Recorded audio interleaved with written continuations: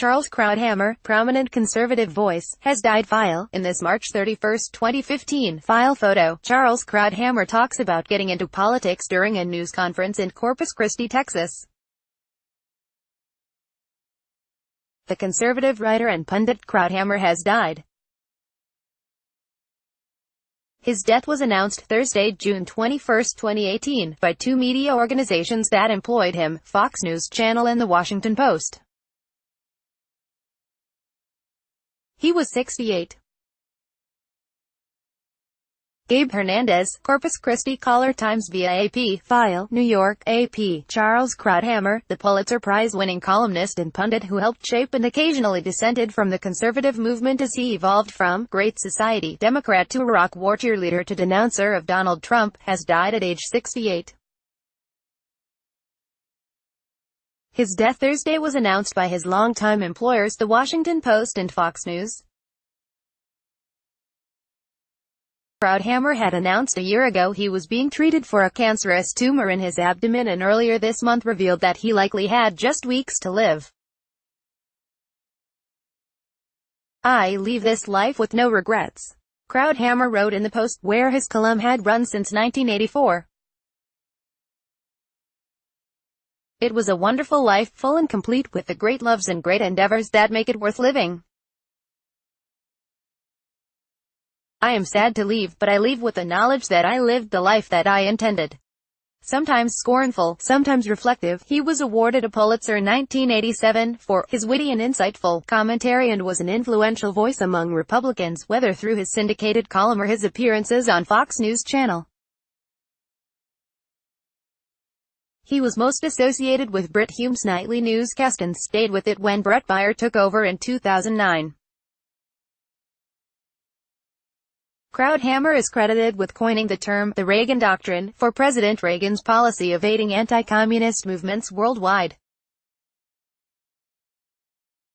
He was a leading advocate for the Iraq War and a prominent critic of President Barack Obama, whom he praised for his first-class intellect and first-class temperament, and denounced for having a highly suspect character. Krauthammer was a former Harvard medical student who graduated even after he was paralyzed from the neck down because of a diving board accident, continuing his studies from his hospital bed. He was a Democrat in his youth and his political engagement dated back to 1976, when he handed out leaflets for Henry Jackson's unsuccessful presidential campaign.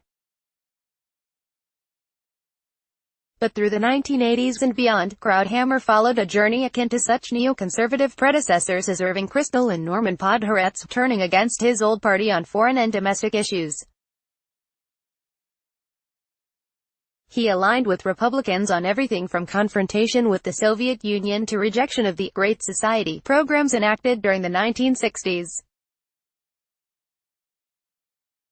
"As I became convinced of the practical and theoretical defects of the social democratic tendencies of my youth, it was but a short distance to a philosophy of restrained, free market governance that gave more space and place to the individual and to the civil society that stands between citizen and state," he wrote in the introduction to Things That Matter, a million-selling compilation of his writings published in 2013. He was attacked for his politics, and for his predictions. He was so confident of quick success in Iraq he initially labeled the 2003 invasion the three-week war, and defended the conflict for years. He also backed the George W. Bush administration's use of torture as an uncontrolled experiment, carried out, sometimes clumsily, sometimes cruelly, indeed, sometimes wrongly, but successfully.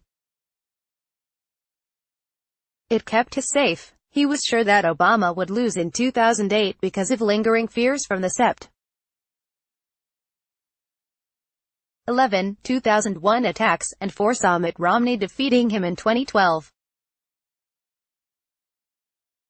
But he prided himself on his rejection of orthodoxy and took on Republicans, too, observing during a Fox special in 2013 that, "If you're going to leave the medical profession because you think you have something to say, you betray your whole life if you don't say what you think and if you don't say it honestly and bluntly."